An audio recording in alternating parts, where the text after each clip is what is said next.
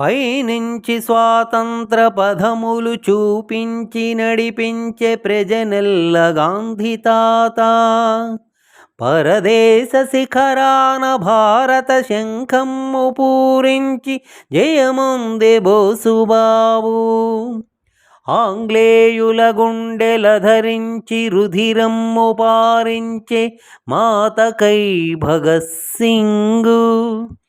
త్యాగమే ధనముగా భోగమే తృణముగా నిల్పెగా జెండాను నెహ్రు ప్రభువు.